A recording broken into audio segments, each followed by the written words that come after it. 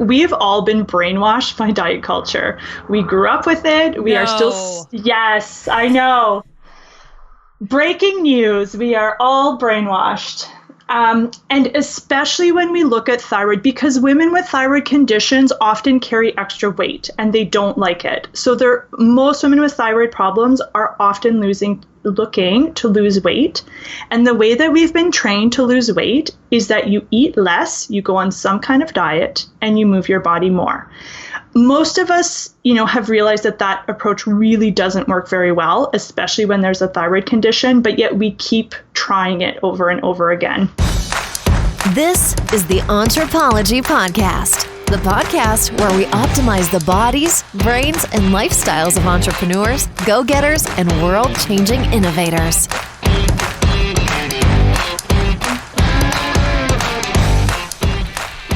Welcome to the Anthropology Podcast. I'm your host, Dr. Megan Walker. As a naturopathic doctor and anthropologist, I optimize the health and performance of badass women working to change the world as entrepreneurs and go-getters. People exactly like you. Your business, body balance, and inner badass. These are the themes we are exploring. So nothing quite gets in the way of badassery like low energy. Unrelenting low energy. And while we've all been taught to take a little bit more iron, or at least have a look to see whether or not that's the cause, about 20 million Americans, and these numbers transfer just as well into Canada, are actually dealing with thyroid conditions. Disproportionately, this affects women more than men. And the startling part of it is that 60% of the people with thyroid conditions don't even know they are happening. My guest today, Dr. Sarah Vadeboncoeur, is a naturopathic doctor with an explicit focus on helping women handle the thyroid and energy conditions that are interfering with their ability to live their absolute best lives. Through her clinic, group programming, and a series of online initiatives, Sarah has really curated an opportunity for herself to work with people to help take their lives to the next level. Today, we are talking all about thyroid, what we need to be looking for, what we need to be eating, and what some of you might be doing to actually put yourself further at risk. We talk the science, the testing, the energetics, the big picture of what you need to know to have optimal energy and a healthy thyroid. It is my pleasure to introduce you to my friend, Dr. Sarah Vadeboncoeur. Dr. Sarah Vadeboncoeur, welcome to the Anthropology Podcast. Thank you so much. I'm really excited to be here today. Well, we have a really important conversation today because we're talking about energy and the epicenter of energy, the thermostat of energy for the body, the thyroid. Sarah, can you share with everyone a little bit about your journey as a naturopathic doctor and why this became an area that you really wanted to focus on? Yeah, absolutely. So I grew up in a medical family. So I had lots of people around me who were in healthcare, and I was just always very interested in health. So I was the teenager in high school who brought these beautifully packed healthy lunches. And that's just something that came very easily and naturally to me. And in university, I thought, like many people, that I would end up in medical school. But almost by accident, I feel like I discovered naturopathic medicine. And I joke now that I knew very little about naturopathic medicine when I arrived at CCNM, which is the Naturopathic College. I had never seen a naturopath. I didn't fully understand, I think, what they really did, but I really just fell in love with the philosophy, and that's what really drew me to it. Which is a large investment to make based on a philosophy. But when I arrived there, I just felt like it was the perfect place for me to be. And it just really cemented that was the right path for me. And so when I entered practice about 10 years ago, I just was noticing that a lot of women were just really unwell, and they weren't getting the answers that they needed to explain why they were feeling so unwell. So they were seeking, a different approach, or they were just looking for someone to help them understand, why am I tired all the time? Why do I feel exhausted, even if I'm getting, 8 hours sleep every night? And so I became really interested in this concept of fatigue and low energy and what's contributing to so many women having, these concerns. And that really led me towards the thyroid. And so I personally have never had a thyroid problem, so I don't bring personal experience necessarily, but having worked with women for the last 10 years, I've just realized how important thyroid health is to our overall health, because thyroid affects your entire body. Like you said, it's the thermostat. So if your thyroid is not working well, it literally affects the speed at which everything else in your body happens. So it really causes a lot of symptoms and disruption if the thyroid is not working well. So I just became really passionate about helping women access the answers that they're looking for, and then providing them with solutions that they can go home with and feel really confident that they're able to implement into their daily life. That's still going to give them that energy that they're looking for and really start to kind of reset and heal that thyroid. And just one of the things that I've just recently kind of come to realize is that, even though I don't have personal experience with a thyroid problem, one of the things that I find really interesting is that my gift is my voice, right? So I've always been someone who loved speaking and communicating. And I think we'll talk a bit about this later, but the thyroid is really the center of speech and of speaking your truth. So the way that I look at this is this is how I can contribute, right? I can use my voice to help women learn more about their thyroid, to help educate them, and to really help empower them so that they can, have a really healthy, happy, and feel good life, even if they do have a thyroid condition. It's funny, as you were mentioning, you're like, I don't have a thyroid condition. My brain was like, not yet. And yes. not to listen, I'm not projecting on you, but the reason I say that is women are so susceptible to thyroid conditions, which is why regardless if you're listening and you have one or not, I really think it's actually important that you heed this information. It's like something you stick in your back pocket, because when it comes to energy, I feel like everyone's so quick to be like, oh, I just went on iron again. My energy's low. It's like the only thing we know to question as women. And once you really get past, like, I'm going to say the age 25, like you get into your 30s, we should rule out iron. And then the next thing we should be looking at is your thyroid, because it is a highly susceptible area in someone's body, in particular for women. Absolutely. And 80% of people who have thyroid conditions are women. And it's believed that 50 to 60% of people with a thyroid condition are not yet diagnosed. So we literally have like millions of women on this planet who have a thyroid condition but don't know it yet.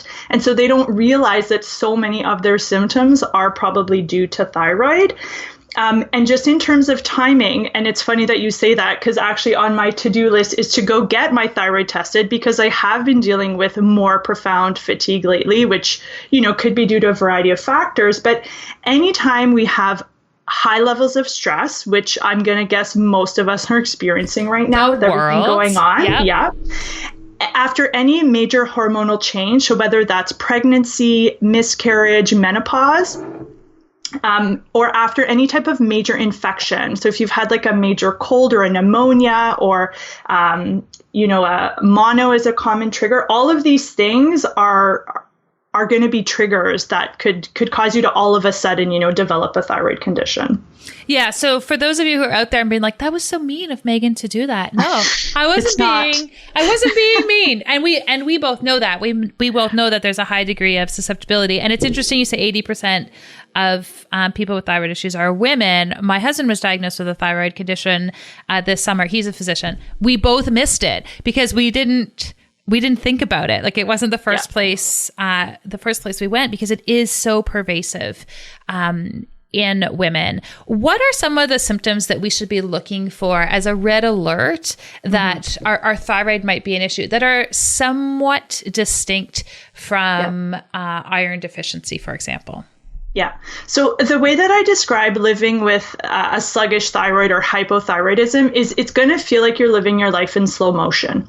Everything feels more difficult because, again, everything is just not working the way it should. So A few of the key things that you want to look at are feeling really tired or not rested despite getting good sleep. So if you're getting 7, 8, 9 hours of sleep every night, you feel that it's good quality sleep, but you wake up and you feel like you haven't slept at all, or you still feel this deep fatigue, that would be a big, red flag for thyroid. The other thing is feeling cold. Women with thyroid conditions tend to be very, very cold, and it's like this deep internal cold. And I can always see these women from a mile away because they're completely overdressed for the weather. So they're either in my office and they keep their parka on for the entire 1 hour, appointment that we have together, or they're just wearing way too many clothes for what would be reasonable for that season. So those are two of the kind of key ones that I look for. But just this like feeling of heaviness in the body, joint pain, puffiness and water retention, weight gain. Brain fog is another really common one that's quite consistent with thyroid. So if you're finding it just like it's hard to think straight, it's hard to make decisions, it's hard to concentrate, those would all be signs to get your thyroid checked. I will also say that those are all symptoms of a global pandemic, and managing your life throughout. So it's important. It's important to have that blood work done. The other piece I'll just throw in there, because this is something I've been seeing more lately and it breaks my heart, is if you have had a miscarriage, you need to get your thyroid checked. Mm-hmm. And you need to not be told that you have to wait to have 3 miscarriages before someone will run any testing. Because thyroid conditions are also a very common cause of infertility and miscarriage. And so we want to make sure that we're keeping those in mind if those are present. Yeah, it is such a great point. And it's something that we echo and talk about all the time on this podcast, which is you have to have the knowledge and information to self-advocate in our medical systems. And I don't care if you're in the US or Canada or where you happen to be, you really do have to advocate for yourself to get the care and the expediency of care that most of us need. So if we're talking about thyroid, let's talk a little bit about what it looks like to actually start to address thyroid. So like with anything, what we don't know, we make all of these presuppositions around. And the thing I love about naturopathic medicine and the work that you are doing is that being diagnosed with a thyroid condition does not mean that you need to be on medication for the rest of your life. We're not now handing you over to the medical system. There are so many things and so many tools that we have access to. Can you start to break that down? Yeah, absolutely. And that's something I say all the time. Taking care of your thyroid involves a whole lot more than just popping your pill every morning and going for like your annual TSH test. It would be lovely if it was that simple, but there's a lot more. So what I always try to explain to people is that, again, your thyroid is affecting everything in your body, and it's also being affected by everything that's going on in your body. So when I think about thyroid, I think about 3 key points. The first part is the brain, and that's because the brain is the first place that is going to signal your thyroid what to do. So you need your brain, and specifically your pituitary gland, which is in the brain, to be sending the right signal to your thyroid. Stress is going to play a huge role in that. And so that's a big part of what we look at is how do we keep stress levels manageable so that the brain feels safe enough to send the right signal to the thyroid. The second piece is the thyroid itself. So with that, we want to make sure that we're providing your body with the nutrients or the ingredients that it needs to make thyroid hormone. So there's 2 key things that I always tell people about. One is iodine. So when we look at thyroid hormones, they're mostly made of iodine. So your body needs iodine in order to be able to make these specific hormones. And it also needs something called tyrosine, which is an amino acid. And this is something that comes from protein. So it's really important that women and men are consuming adequate amounts of protein and iodine so that their body has the building blocks that the thyroid needs to make the right amount of hormones. And then the third part is basically the rest of your body. So once your thyroid makes hormones and releases them, your body actually has to take those hormones and convert them into the active form so that they can use them. And this is happening especially in places like our liver, our kidneys, our brain, and our muscle. So we need to make sure that the rest of the body is healthy so that the body can actually transform and use these thyroid hormones. So that's where we will look at, hydration for your kidneys, looking at your digestion in terms of your liver and your intestines, looking at your stress, your movement, because all of these pieces are going to help create a body that is supportive of your thyroid. So it's not just, take this thyroid support and see you later. It's like what's happening in the entire system and how is that impacting your thyroid? Well, and there's no way to deal with something that addresses every element of your body without being equally holistic in your approach to care, which is what I love about this. Let's talk a little bit about some of the things that we do that make us more vulnerable to issues with respect to thyroid. In particular, our diets. Yes. And diets are like, this is where like women run rogue and we engage in online folklore, and we sometimes do a little bit more damage than we think we're doing. Let's break it all down. Restrictive diets, keto diets, like where do we fall on the spectrum of, I'm going to say, diagnostic diets and their impact on the thyroid? Absolutely. So one of the things I've come to realize lately, so I'm 38 years old, and I think a lot of people listening are kind of in a similar age category. Like we've all been brainwashed by diet culture. We grew up with it. We are still, yes, I know. Breaking news. We are all brainwashed. And especially when we look at thyroid, because women with thyroid conditions often carry extra weight and they don't like it. So most women with thyroid problems are often looking to lose weight. And the way that we've been trained to lose weight is that you eat less, you go on some kind of diet, and you move your body more. Most of us, have realized that approach really doesn't work very well, especially when there's a thyroid condition, but yet we keep trying it over and over again. And especially in the thyroid space, if you Google thyroid diet or Hashimoto's diet, most of the diets that you're going to find are very restrictive. And these are diets that I used to recommend and that I'm now really moving away from. And the reason I don't love restrictive diets is that as soon as you restrict either the amount of food that you're consuming or you cut out an entire food group or multiple food groups, that creates a stress response in your system. And when your body feels stressed, what it's going to do is it's actually going to slow down your thyroid. And the reason it does that is that when your body is stressed, it wants you to survive. That is its number one goal, is how can I help you survive? And one of the ways that we can survive longer is by slowing down our metabolism so that we don't need as much food to survive, but also so that we're not using up too much energy. So we get really tired, we don't burn a lot of calories because our body is just trying to keep us safe and alive. So when you do this over and over again, you are essentially, number one, causing stress on your brain and on your thyroid. But in the long run, you're also damaging your metabolism, because every time you engage in this type of restrictive dieting, again, your body is very smart. Your body's going to say, okay, she's eating less calories, so I'm just going to burn less calories. I'm going to slow this whole operation down. And once you slow things down, it's a lot harder to get them started back up. So when women have been chronically dieting, it often feels like they have to just eat less and less and less because they're not able to lose weight. So I'm really focused on teaching women that is not necessary to do in order to heal your thyroid. I'm also really passionate about teaching women about the harm that comes from restriction, both physical, but also mentally and emotionally. And I'm really trying to teach women how to nourish their bodies, which is a very different approach. So instead of focusing on all the foods that we're told we can't eat or that we shouldn't eat, what are the foods maybe that we don't have in our diet right now that we can add or increase so that we feel satisfied, we don't feel restricted, we're eating foods that we love and that taste delicious, and the body is getting the nutrients and the calories it needs, again, to feel safe and to allow the thyroid to do its job.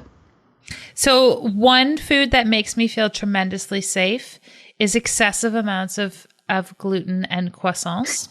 Yes. But I have celiac, so I can't eat it. So you can't go there. I can't go there. But can we talk about in particular, I don't want this to open like the can of worms with respect to restrictive diets. Eat a chocolate cake every day because you feel like it. Right, right. That will lead to other problems. But can we talk in particular about gluten? Because gluten has been such a pervasive presence in thyroid issues. Yeah. So gluten is a food that I will encourage people to remove as a trial. So I used to tell everyone with Hashimoto's, you can't eat gluten, like say goodbye, you're not having it anymore. And I've actually kind of changed my tune because for some people, and I'm one of these people, I feel much better without gluten. So I make a conscious choice not to have it because my body prefers it that way. Not everybody has a gluten sensitivity. Some people do, and certainly if we're dealing with Hashimoto's, which is the autoimmune version of hypothyroidism, absolutely, you should try a gluten-free diet and see if you feel different and also see if it impacts your blood markers. But these like blanket statements that just because you have this condition means you have to follow this particular diet, I think doesn't benefit anyone because it takes out all of the like individual parts of it, which is that we all have different genetics. We have different backgrounds in terms of where our ancestors came from. We have different social and maybe religious, food preferences. So I try to really make it personal to the person. And at the end of the day, I want my patients to leave my office feeling confident, and I want them to feel really good that they can follow the plan. And when we recommend really restrictive diets and even telling someone like you can never eat gluten again, assuming that they're not celiac, in my experience, it actually just causes more stress than benefit. So I'm just more cautious around that now. Yeah, I agree. I've been trying to be kinder with myself around some of these elements, and we have a gluten rule in our household. I'm like, you have to alert me if it's worth it, and I have a criteria of worth it. And honestly, those few times where my husband's like, "This croissant was totally worth it," I'm like, "Okay, I'm gonna have one." And the most remarkable thing, I didn't die. Exactly. Right. And it satisfied this like, oh, I'd love to just have a little bit of gluten. And then I go back to not having it again, but not having these like super strict boundaries. I actually found created this tremendous sense of relief for me personally. And I live in this world. Like I get these things differently than the average person. Just because we're naturopaths doesn't mean we don't love bread. Or put cream in our coffee. I don't know where that rule was put out, but it's not true. But just even this morning, I was talking with a patient and we were talking about as soon as you tell yourself you cannot have something, your desire for it goes up significantly.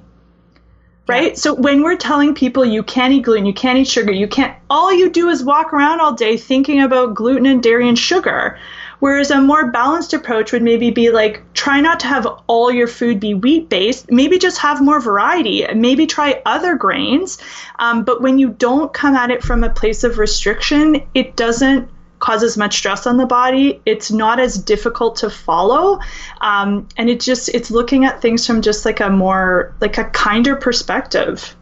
Yeah. And I want to go in a little caveat here. And I've talked about this over the last few episodes, but I have a lot of people who hesitated ever coming into my office because they're like, oh, I thought you'd take away my gluten or my coffee or my wine or they really had this association that coming to see me as an ND, or I think in your case, you as an ND, was somehow going to interfere with the quality of life that they had. And so the fear of losing the food or the whatever it was more painful to them than the symptoms they were experiencing. And here's the plug for naturopathic medicine is that, we can get away with having the bread or having the wine or having the indulgences of life because we know how to hack the other side. We know how to create that balance in a really strategic way. So if you've been hesitating seeing someone because you're scared about what it might do to your to the things that you really love within your lifestyle, I'm going to encourage you to put that in the category of limiting belief, because I think you can have your health and your indulgences at the same time.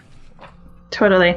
And like, I'm a big believer, there's no one food that you can eat that is going to make or break your health, right? We need to like take a step back and look at the big picture. And like you just said, if you're eating well and taking care of yourself, like you can have a croissant and a glass of wine. It's not going to derail your health, which I think is a lot more like balanced way of looking at nutrition and looking at health, that not every single food that crosses your lips is going to cause, harm or damage.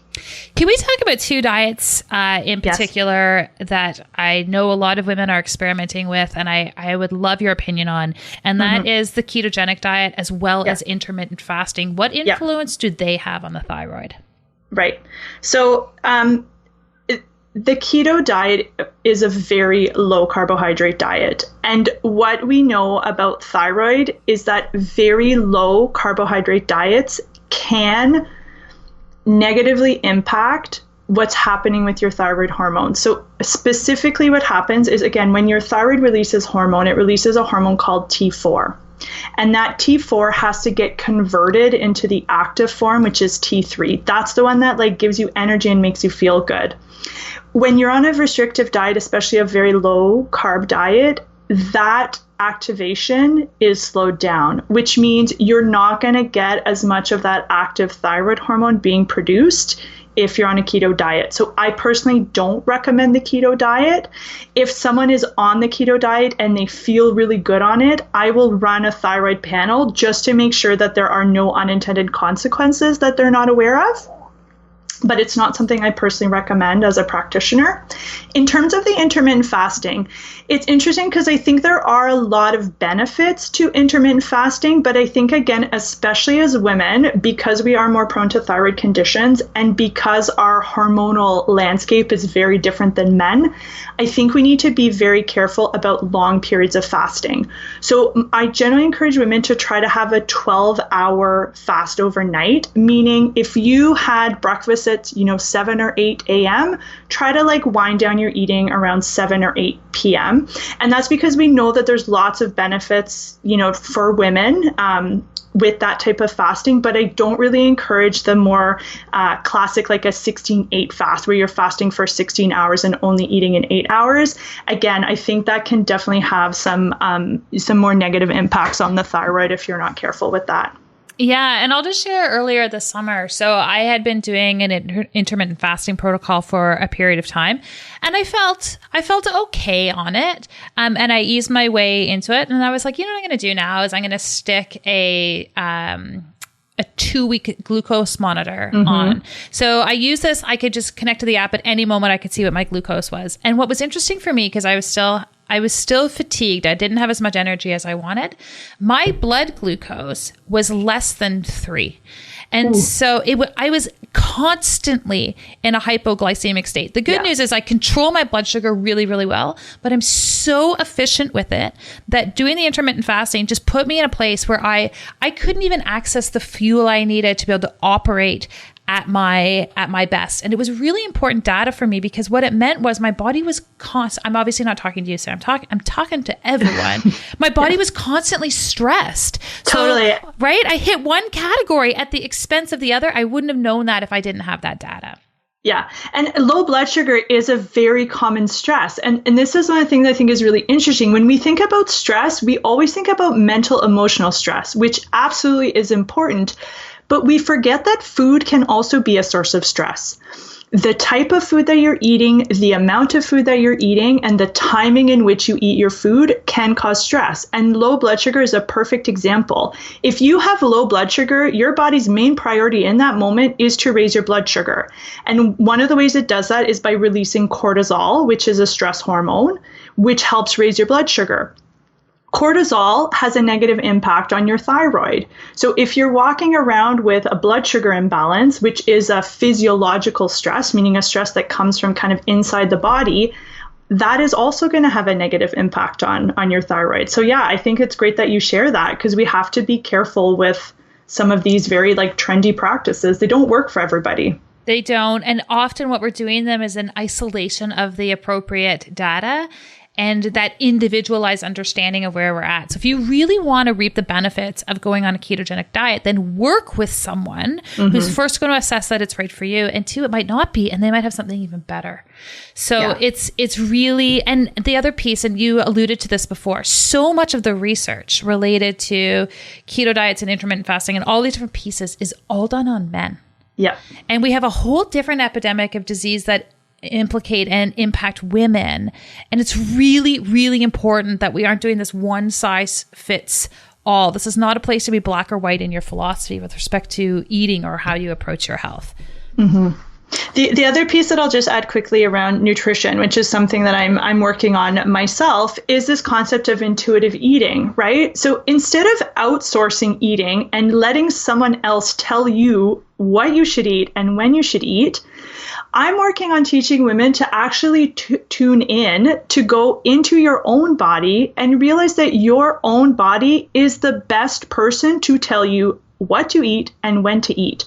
But again, we've become so disconnected that most of us eat based on these rules, or we eat because it's a certain time on the clock. We don't actually check in. Am I actually physically hungry right now? No, it's noon. This is when I eat my lunch. So part of the work that I'm doing, on myself and that I'm working on with my patients is learning to tune into your actual hunger and fullness signals, and to use that as your guide to help you decide when you should eat. Some people are starving in the morning and they need to eat breakfast. Some people are not, so they can eat a later breakfast. But again, you want that to be based on your own cues and kind of your own balance in terms of what's happening in your body. Right. I think these are such great points. And I know so much of your research on this and philosophy in this is around looking at blue zones with respect to health. Can you share with people a little bit about what the heck we're talking about when we talk about blue zones and what those findings indicate?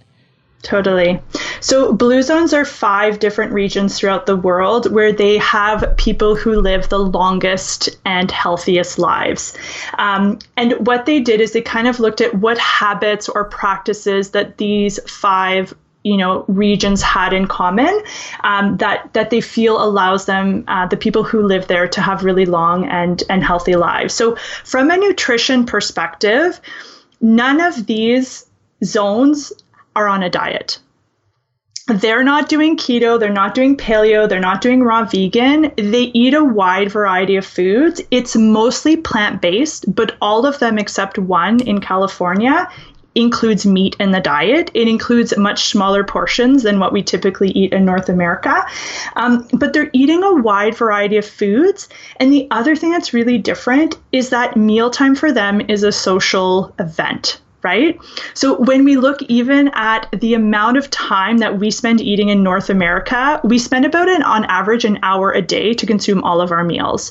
Whereas in blue zones and places in Europe, they're spending at least 2 hours a day enjoying their meals. And part of that is that, again, mealtime is a social time with family. So it's not just about the food that you're eating, but it's also the environment in which we consume our food. That's really different. The other thing that we see in blue zones is natural movement. So again, they're not going and doing, CrossFit or triathlon or, more intense types of exercise. Their daily life is set up in a way that includes natural movement. They walk a lot. They do more manual labor in terms of gardening. So they're just moving their bodies more throughout the day. And then the other thing that's really key, and this is something I'm bringing a lot more into my practice, is that they really focus on the sense of community and belonging. And one of the things which I know you're super passionate about is they're really tapped into their purpose, and they live their life in a way that really honors their purpose.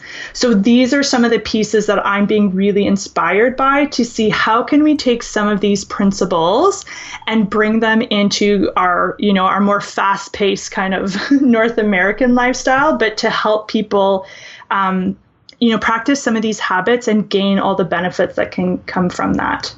Yeah, the blue zone research is really so fascinating, and it lets us step back and go a little bit big picture, which I think is one of the things that's missing in so many of the conversations that we're having nowadays. I want to make one last connection here, Sarah. And like once we get through all the organic pieces and the influence of diet and stress and testing and really the science behind what's happening with thyroid and how we can address it functionally, there's a component here that I think rarely, if ever, gets addressed in Western medicine, and importantly has a place on the table when we're looking at it holistically. And that's the energetic connection of thyroid. That is what we have all seen as clinicians in terms of, there's something else going on here with an individual experiencing a thyroid issue. And I'm wondering if you can speak to what that looks like clinically for you.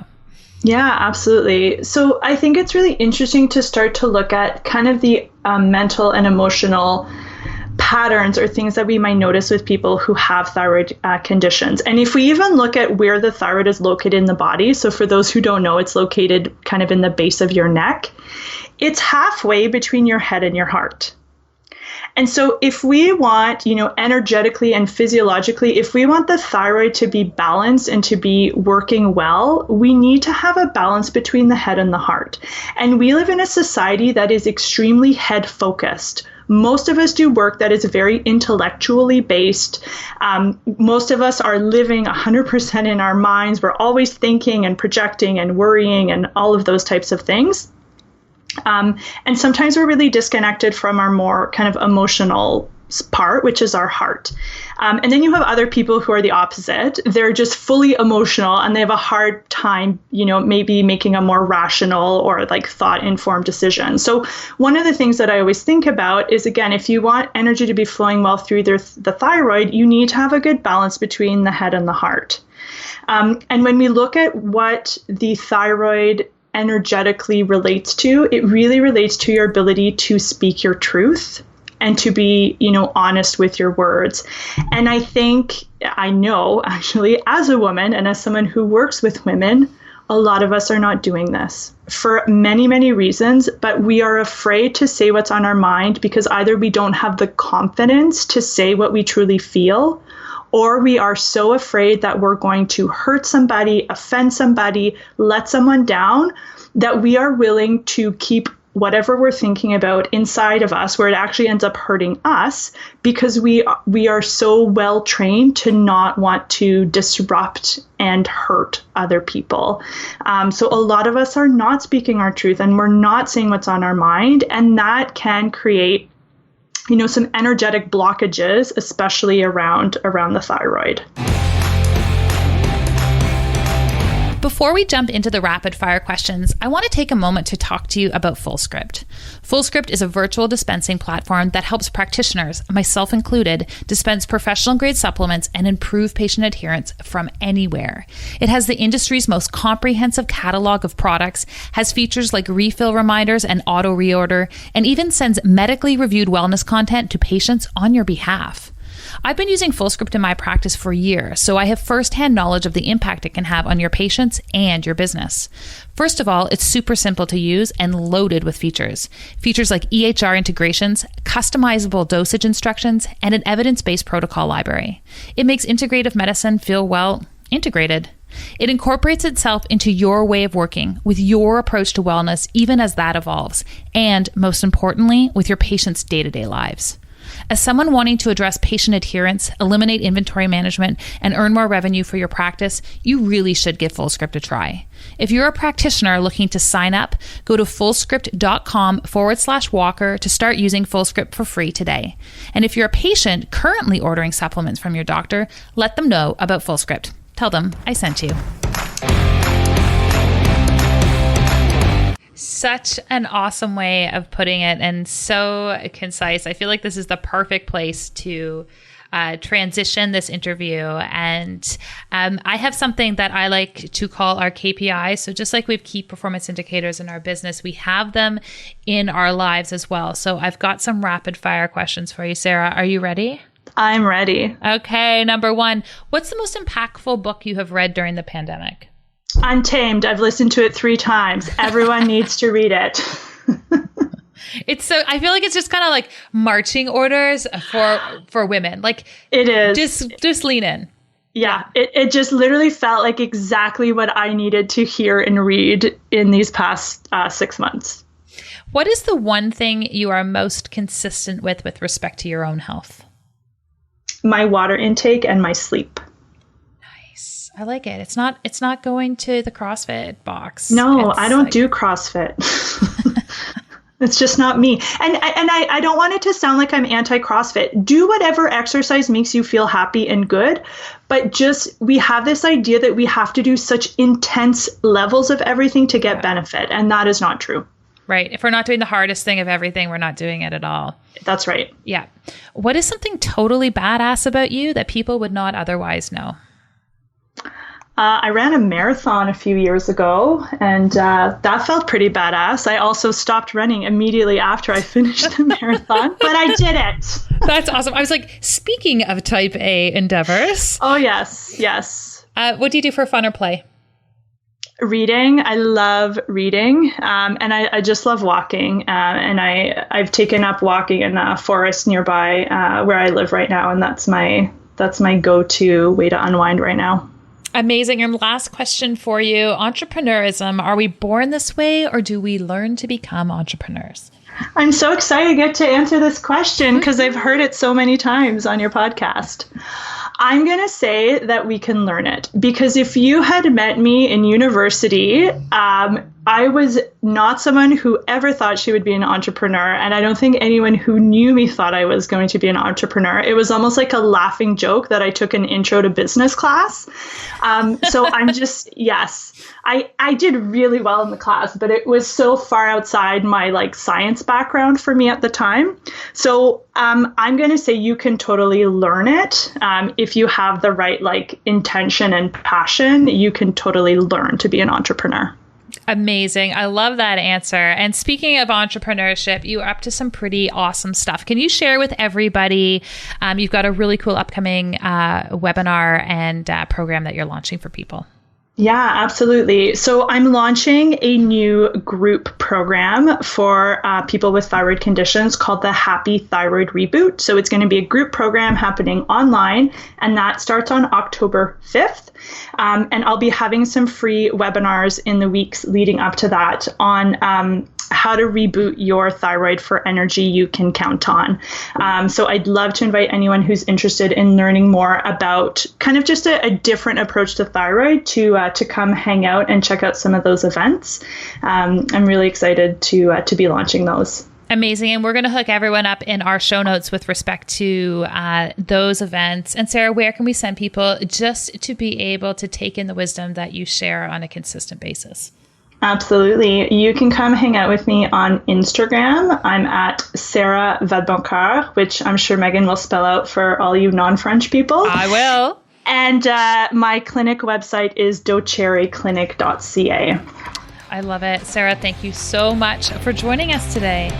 Thank you. It's been great. The Anthropology Podcast is about leveling up your mindset, your health, and your business so you can maximize your impact in this world. To that end, we're going to begin with a new series of offerings to help you have that impact you've always dreamed of. Over on the Anthropology Podcast page, we're going to start doing live broadcasts of episodes. Sometimes these will be solo episodes, and sometimes these will be with guests. This is your opportunity to interact with us live as we are recording your favorite episodes. Adjacent to our Facebook page, we also have the Anthropology Collective, a free Facebook group with hundreds of fellow entrepreneurs just like you. In the Anthropology Collective, we're going to keep you up to date on upcoming masterclasses, interact daily, as well as have new offerings like our Badass Book Club. After a 2-year hiatus, we are bringing it back. Our new April and May selections are going to be announced in the coming weeks, and we would love for you to participate in all of these new virtual offerings. I believe that when people have their health, they can change the world. That is what inspired us to start this podcast in the first place. And that is what is inspiring us to keep going. I'm so appreciative of all of you. Give us a like over on Apple iTunes and come and join us in the collective. We'll see you there. Earlier in the episode, I mentioned FullScript. Remember, FullScript is a virtual dispensing platform that helps practitioners, myself included, dispense professional-grade supplements and improve patient adherence from anywhere. For example, when you write a prescription with FullScript, it gets sent directly to patients via text or email. And when they place an order, their supplements get shipped right to their front door. It's incredibly convenient for everyone involved. The most incredible part, though, is that it's completely free and available to all kinds of practitioners. Actually, while we're on the subject, every account has the ability to adjust profit margins or even choose a no profit option. This gives you complete control over balancing revenue with patient affordability. So if you're looking to boost patient adherence, eliminate inventory management, and earn more revenue for your practice, you really should give FullScript a try. If you're a practitioner looking to sign up, go to fullscript.com/Walker to start using FullScript for free today. If you're a patient currently ordering supplements from your doctor, let them know about FullScript. Remember, tell them I sent you.